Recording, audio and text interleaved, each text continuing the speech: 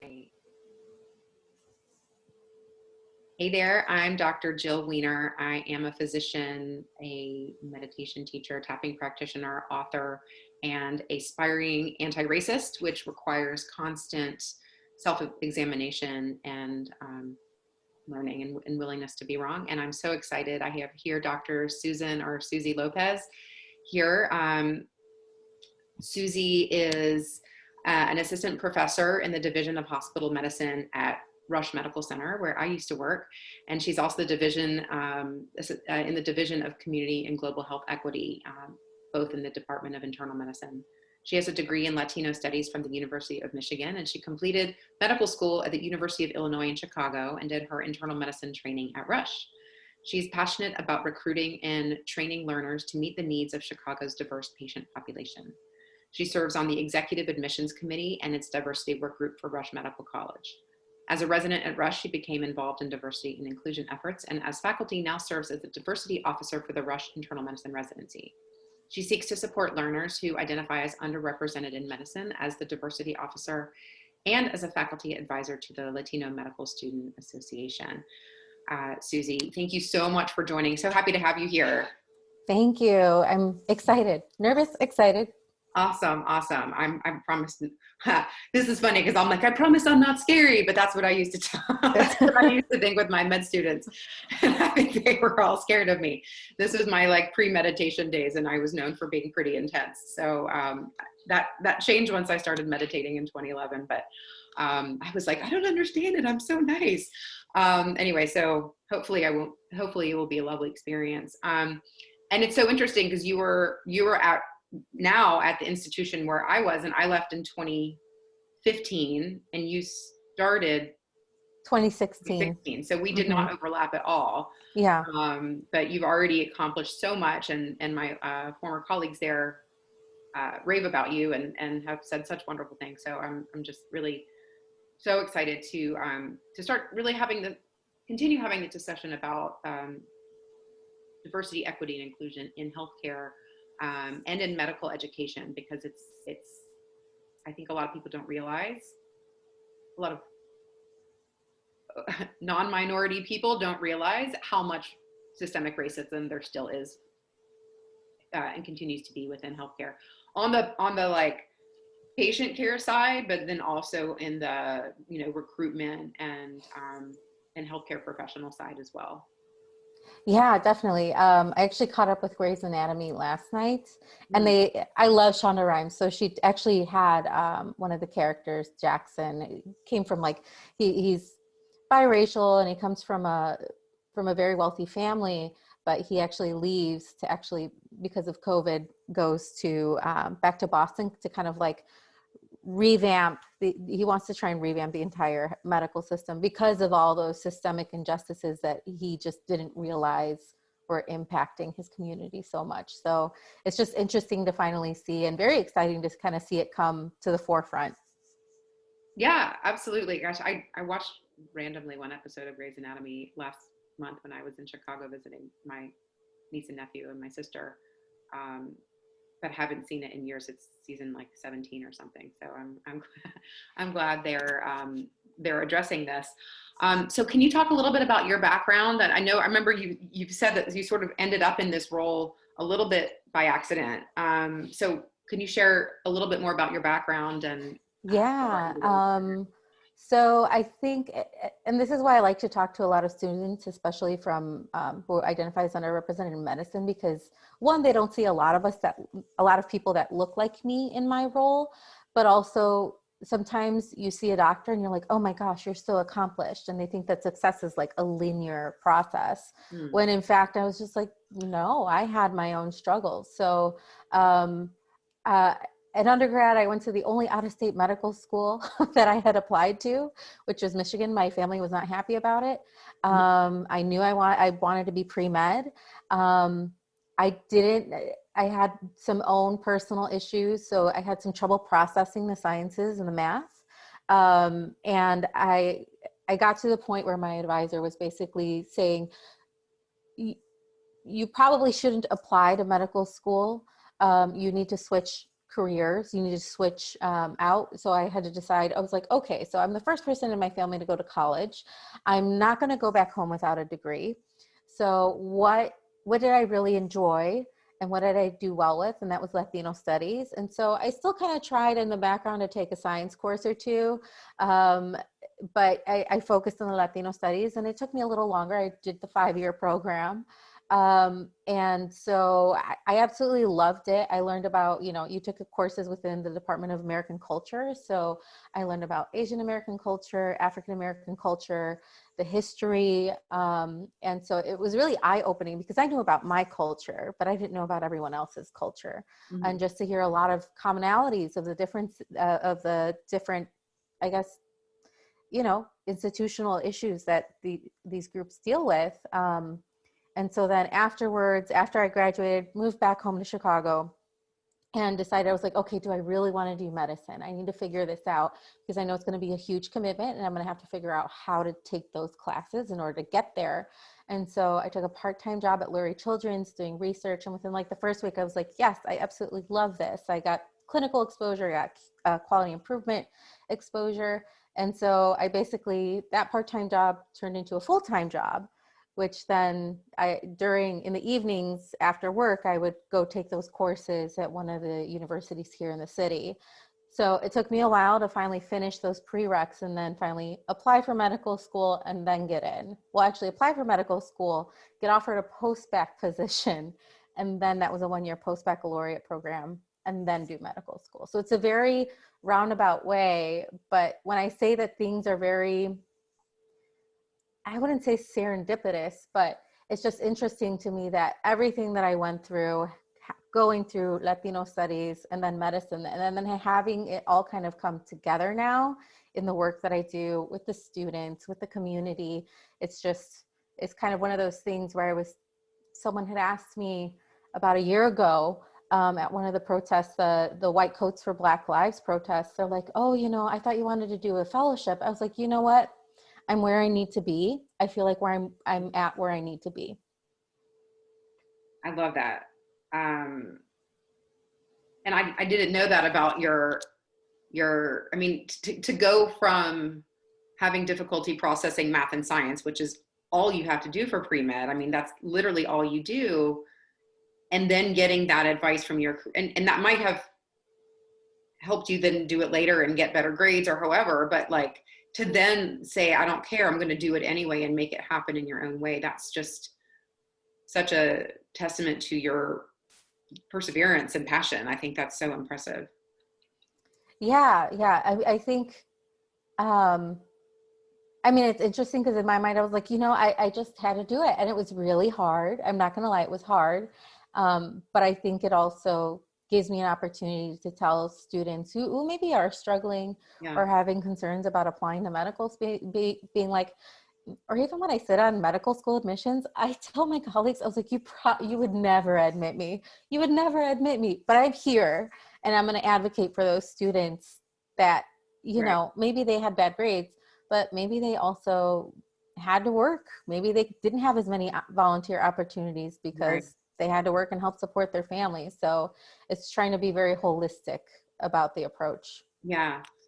And it's like, doesn't tell you how good of a doctor people are going to be, the grades and the MCAT scores. But it's very easy in that culture to get really caught up in that. And so I think they're so lucky to have you. What was it like? So when your advisor was like, this may not be the best option for you, do you feel like that was, as I've heard from a lot of people, a lot of physicians that I've interviewed, they were told by advisors in med school, in college, not to apply because they were Black. Like they were like, oh, you could be a nurse or you could be and nothing wrong with nursing, but they were like, you are not going to be able to be a doctor, without even really considering their grades or who they were. Do you feel like that was your experience with that advisor? I don't know. I think what I just remember from that moment was like, I think just kind of a sinking in the pit of my stomach, like, oh no, like I haven't wanted to be anything else. Like, who is this person telling me that I can't do this or that I shouldn't do this?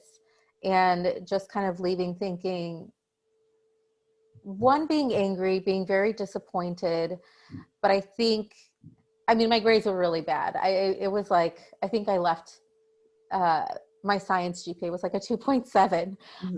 And it, looking back, I was like, yeah, I probably would have said not necessarily the same thing to a student in that situation, but at least trying to get at what was going on rather than just saying, you can't do this. Right.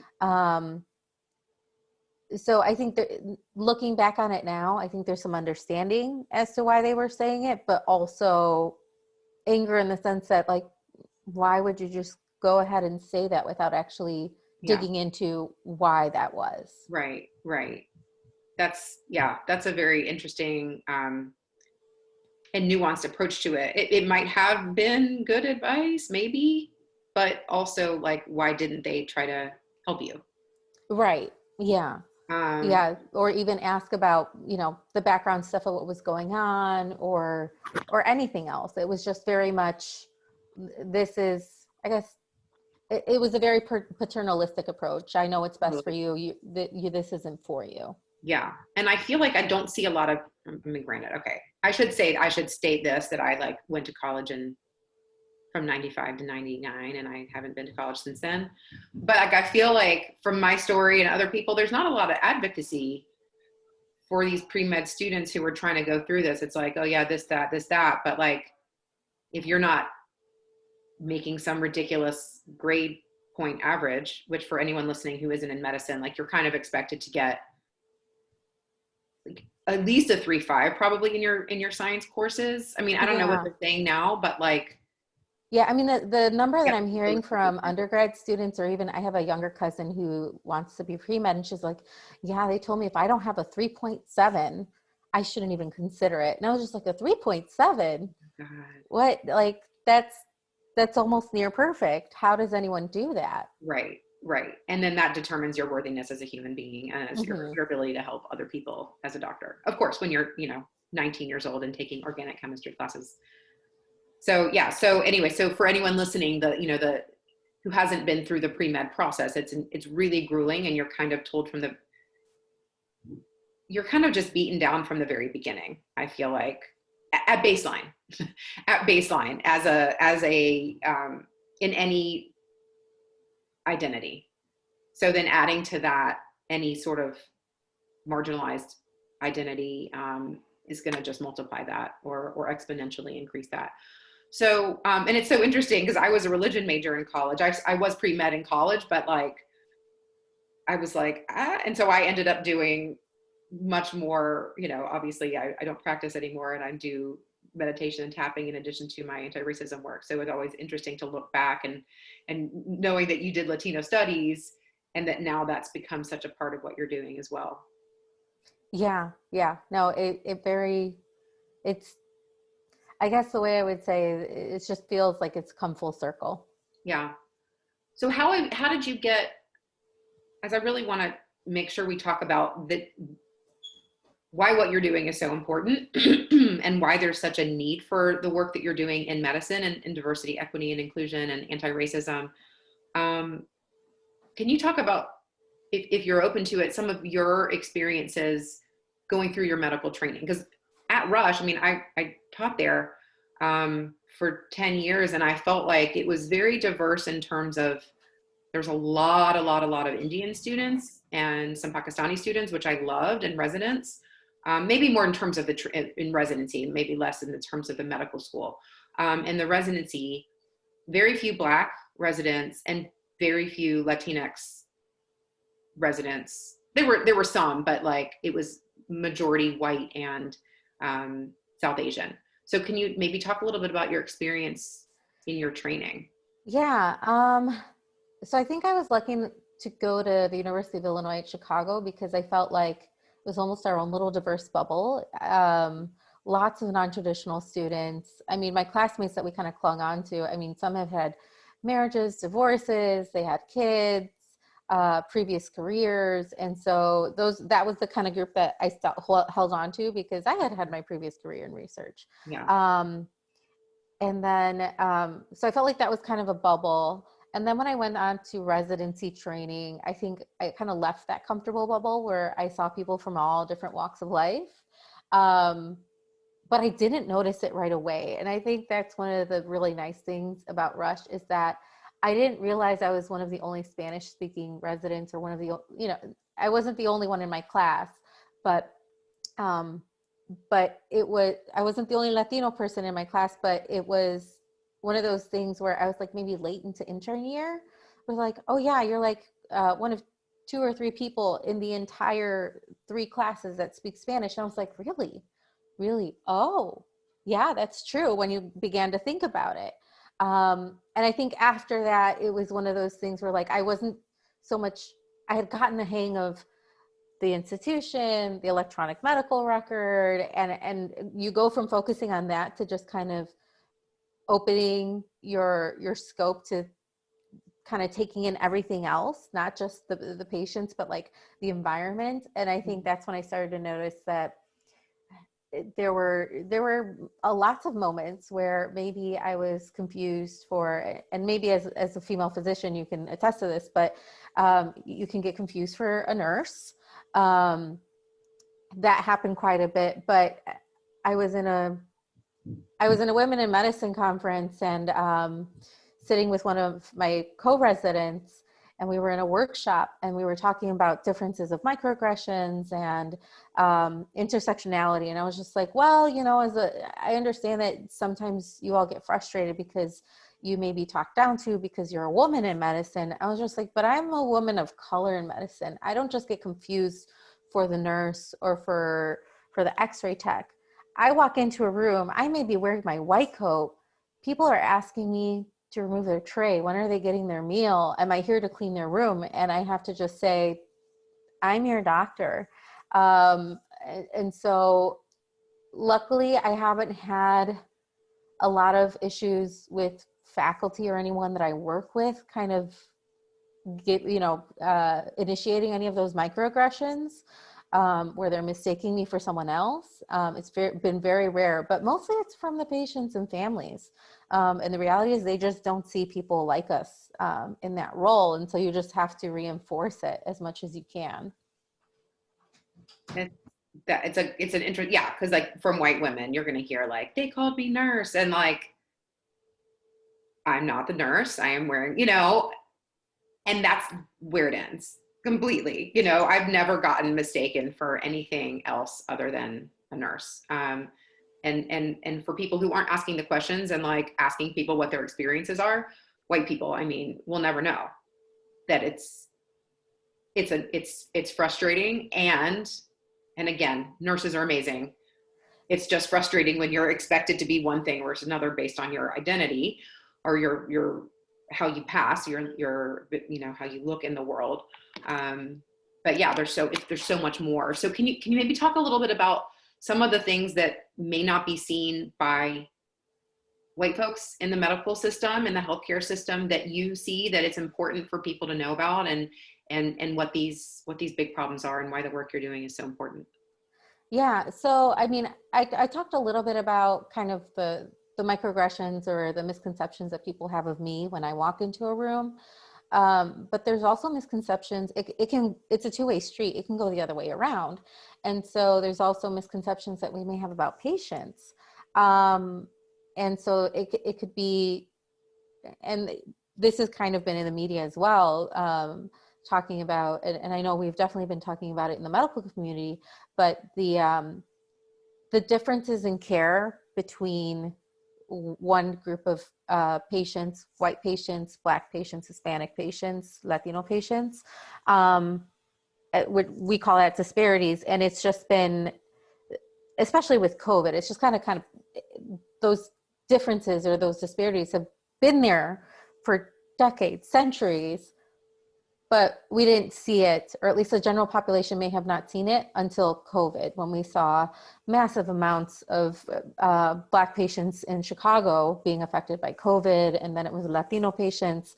And it's not just those differences, but those differences that are instilled in us by something that maybe we've been taught years and years ago.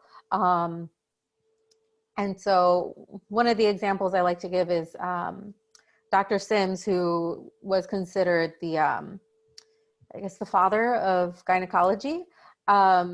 He performed medical procedures on slave women and didn't use anesthesia, and said it's because these individuals don't feel pain. And so there still are some misconceptions now that Black individuals don't feel as much pain, or so they're underdosed. Their pain isn't treated as appropriately as it should be. So there's so many different examples of that. And so I think part of what I do is, number one, I feel like I've turned into a semi-history teacher when I talk about these things, because a lot of people say, I didn't realize that. Or when we talk about vaccine hesitancy, a lot of people go back to Tuskegee, but then they don't realize that the Hispanic or Latino community will also have that hesitancy or that mistrust, or what I like to call broken trust, because they trusted us, the medical community and the institutions. We broke that trust. It's not their fault. I like that.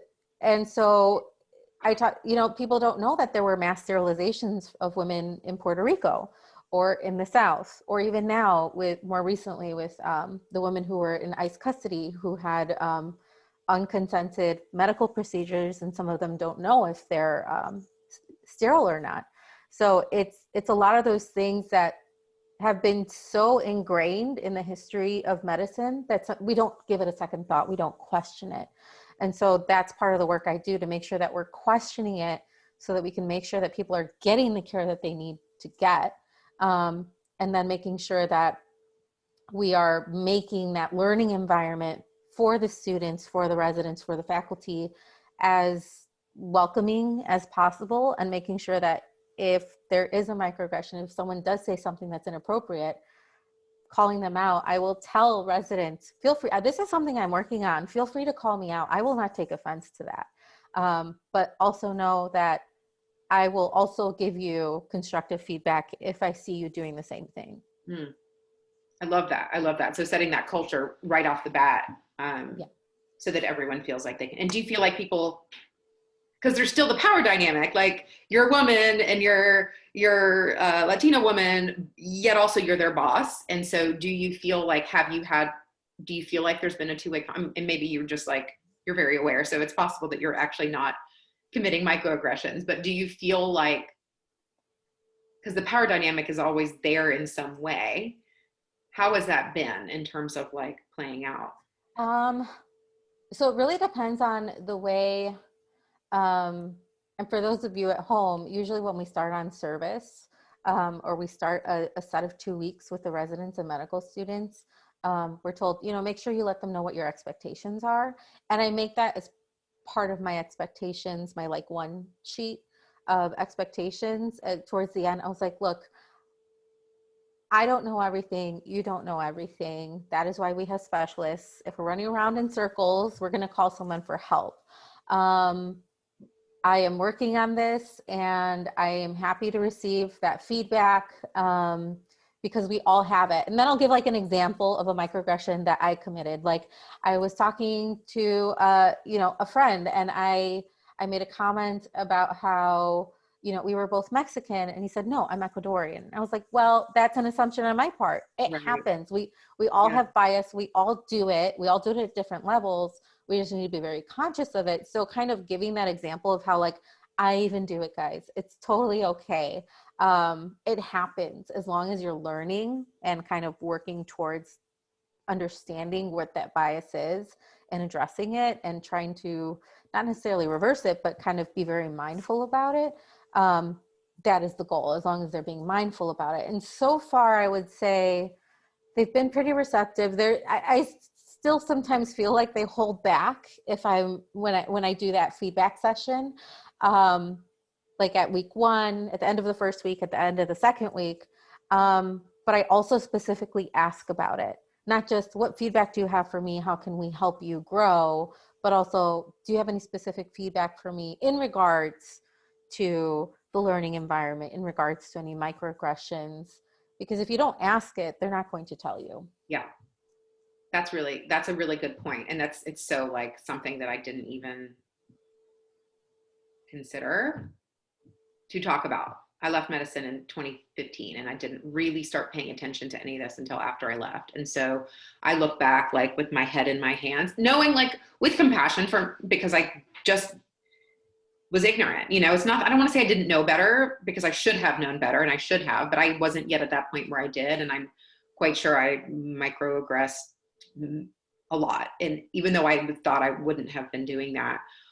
So I love that that's being incorporated more now, and that people like with your knowledge and your experience are there to help foster that culture. Yeah. And it's, I will say, I think more and more of us are doing it. And I think it comes down to sometimes we know what we want to do. We know what the right thing to do is. We just don't know how to do it or what the actual next step is. And so kind of talking about that with the students and faculty. And I will say some of the best learning I've done has been with the feedback from students, especially in regards to that, because honestly, they have like their hand on the pulse of everything that is going on, everything that we should be knowing or should be hearing about. And so sometimes I feel like they're so much further ahead than we are. And there's so much learning that can be done on that side too. I love that.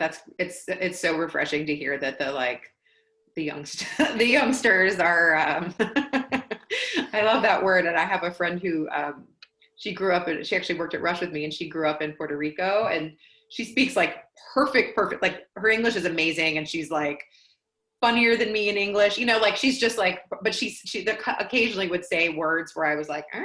So she would say youngsters as like, you know, for the students. Yeah. But it was just a very formal word. And I just always found that like very charming. And I loved it when she said that, because that was like the word that she learned for that. And I always sort of say it ironically, but yes, the youngsters.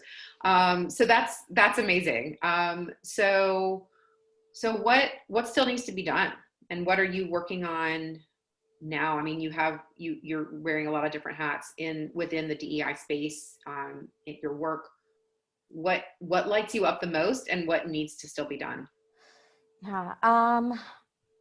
What lights me up the most, I think, is working with the students and helping them feel supported. And so actually recently I added another hat. And so I'll be Director of Diversity and Inclusion for GME. So I know I've done a lot of work with, graduate medical education. Wow, that's a pretty one. Listening, that's graduate medical education. That's like all of the residency programs within an entire institution. That's not just internal medicine, but like, that's like pediatrics and surgery and OB-GYN. So that's like a really huge position. So congratulations, Susie. Thank you. Yeah. So a lot of the work that I'll be doing, I've learned a lot through working through medical school admissions and taking a holistic approach. I've learned a lot through working with the internal medicine program. And I'm so grateful for the internal medicine program. I'll still be working with them, but the amount of freedom that they've been able to give me to do the D&I work, but also to give them feedback on how to reach out to different groups of students, how to get to those students, to talk about the recruitment, but also the retention, because you can recruit everyone you want, but if you can't keep who you have, right, there's no point in recruiting. And so taking that work and then kind of giving that information, I'll be a source of support for those program directors for all those different residency programs to make sure that we are being holistic about review, but also that we are recruiting and retaining that talent that we have, and hopefully keeping them on as faculty when they finish. That's amazing. I love that. I love that you're in that role, and that they're being, I loved Rush. I mean, when I was there, I found every organization is going to have issues, but I remember feeling like when I got there, like we had all sorts of international medical graduates who came and were incredible.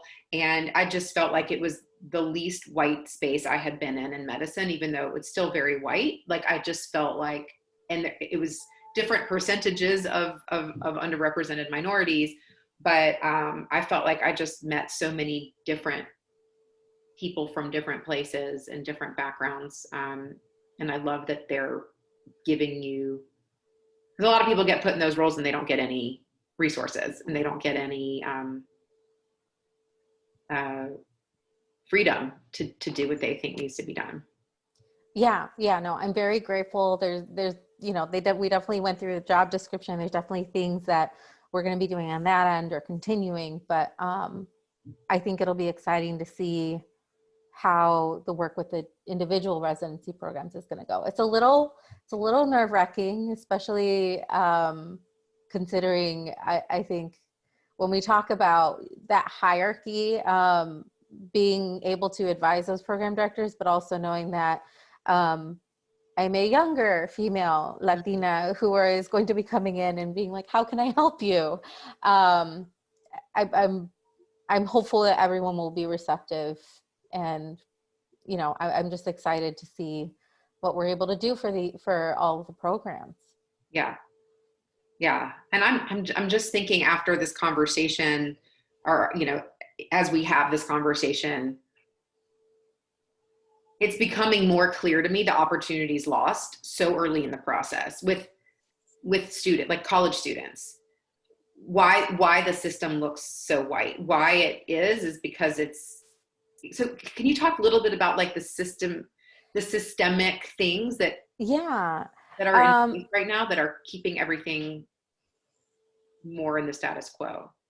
Yeah, I think well, I mean, if we're talking about where we're losing talent or potential physicians, it goes all the way down to grade school. When I'm talking about systemic things, you have people who live in neighborhoods with schools that don't have as many resources.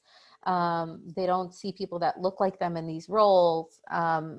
So their schools hopefully will have a career day, but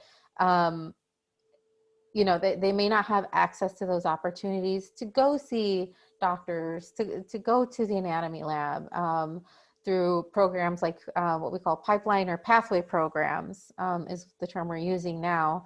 But basically programs to kind of give them early exposure to the careers in the sciences, whether that's nursing, pharmacy, dentistry, veterinary medicine, medicine for humans.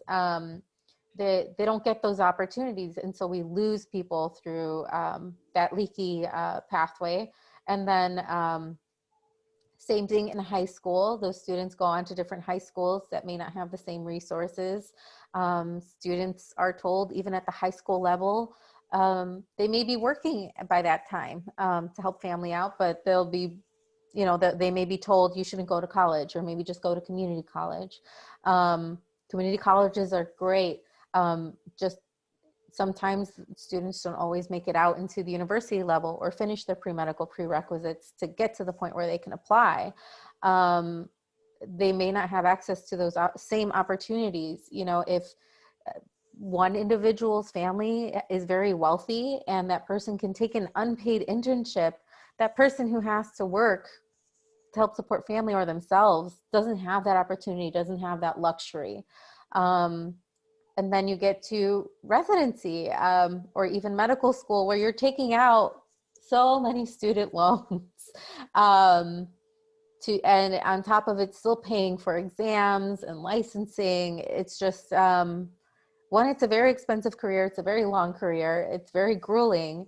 But the support for students who usually come from white middle class or upper class families is definitely not going to be the same opportunities that individuals who are underrepresented medicine, Black, Latino, Asian American, they may not have those same opportunities or resources to do those things. And so then by the time you get to residency, or by the time you get to people who are working in medicine, then you're left with 5% of physicians are Black, 5% of physicians are Latino. And so a lot of times when you go through all that training, we've been talking about this training where it's all math and science, you may not learn about cultural history or the history of segregation or all these other things that have impacted these communities. So then you have a total of maybe 10% of your physicians that are Black or Latino, and then the rest maybe come from more privileged areas who may not understand the communities that they're treating. And that's where you may, or they've learned things that historically we just know now that we're, I think historical things, like whether it's how we calculate how someone's kidney functions or the pain levels, anything like that, that those patients may not be getting the best treatment possible, even though we think they are, but it's because of things that we've learned all along that entire pathway. Yeah. So it's, the goal is to make sure that not just the students and residents are getting that information about the history, the discrimination, that kind of systemic, it gets so ingrained. That's why we call it systemic, all those misconceptions. But that the faculty are also learning it, because I know if I didn't go through the education that I went through with Latino studies, I wouldn't have known this information either. Yeah. So making sure that everyone is aware of this information, and that we're getting more individuals that are underrepresented in medicine to come to medicine, so that we can also just overall just be ready to care for a very diverse patient population. Yeah. I love, thank you so much for that, because that was such a broad scope. And I want to just like take a little bit of permission to center myself for a minute, because as you're saying all of that, I'm contrasting it with my own experience, as like, you know, humans do. But like, cause like I worked my ass off to get to medical school, and I worked, and please know I'm going somewhere good with this. And I like worked my ass off in medical school and residency, and it was really hard, and it was all these things. And I think a lot of people think like, I deserve to be here. I worked hard. Like I didn't get any of this easily. But then I think about like, I went to a really expensive private school from basically pre-first until 12th grade.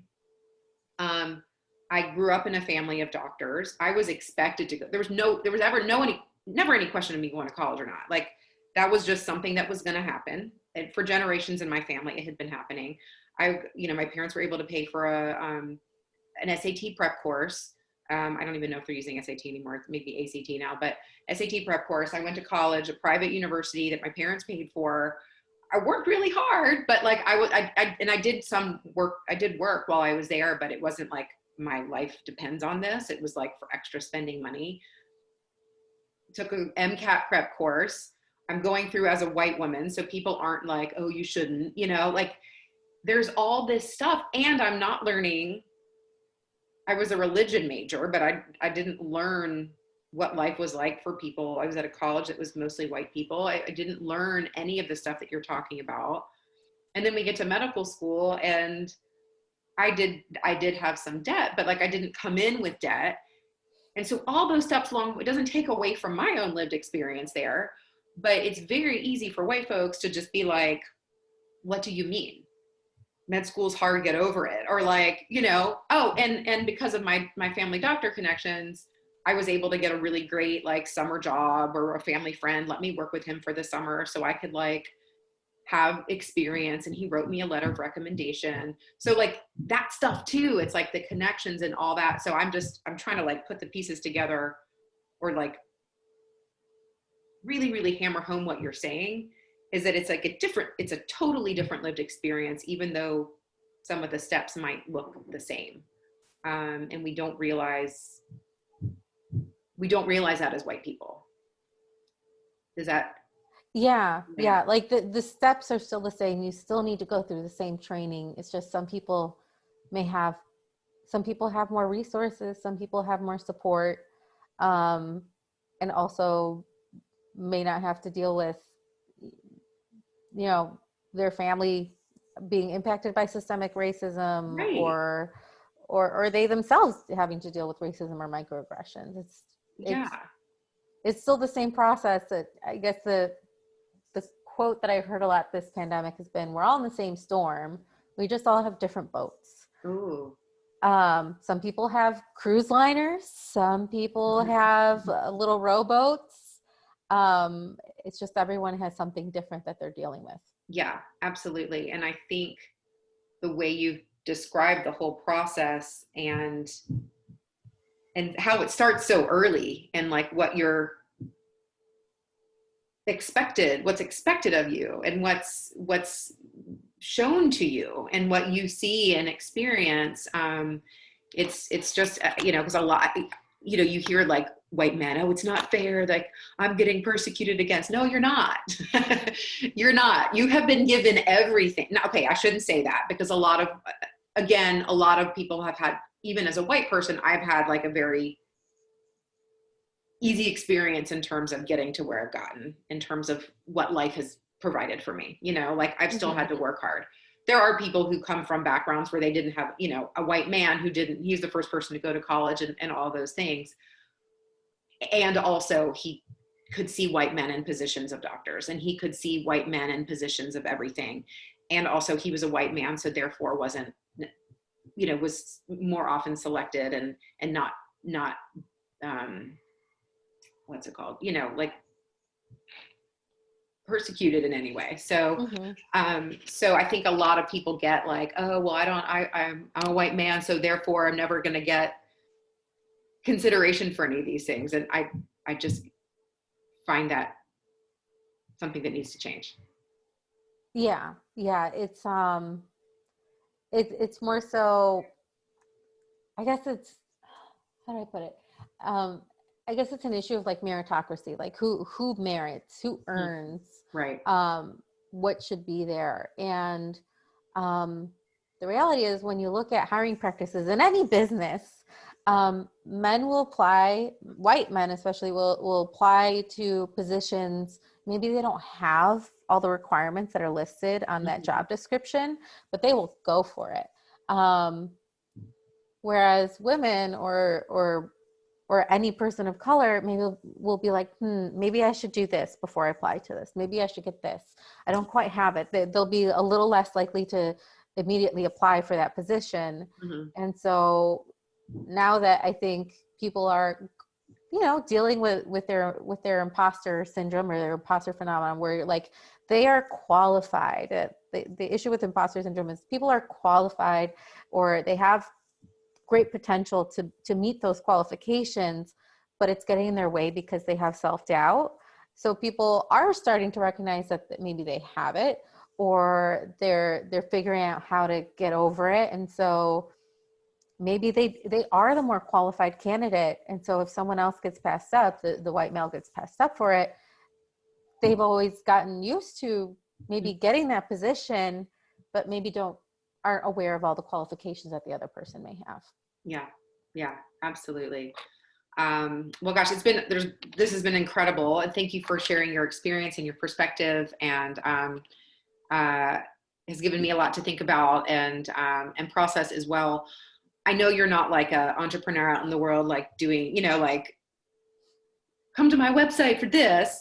You're living and doing this work as you, on top of like taking care of human life. So how can people find you? How can people follow you? Are there organizations that maybe you're not, directly involved in, but that you think people should check out, or that you recommend for people to learn more? Yeah. So I think the one professional thing I do have is my Twitter account. It's Susan Lopez MD, at Susan Lopez MD. So I'll post about things that are maybe going on, or I'll retweet. I like to amplify a lot of other people on Twitter who are doing a lot of other work in this space as well. I think really good resources. Honestly, I feel like I've learned the most from my students, but also Audible. There's a lot of good books out there. I think the one that I really have enjoyed is Why Are All the Black Kids Sitting Together in the Cafeteria? I may be misquoting the title of that book, but I think it gives a lot of insight as to how this starts to happen at a young age, and what those differences are, and why that group maybe feel alienated starting from a young age, and that continues on into older age. So that book I really enjoyed. I've heard really good things about it, and it's been on my list for a long time. So I'll consider this to be my motivation to actually read it. Well, Susie, thank you so much for being here. Have a wonderful holiday weekend. And I, again, thank you for being who you are and for all the work that you do. Thank you.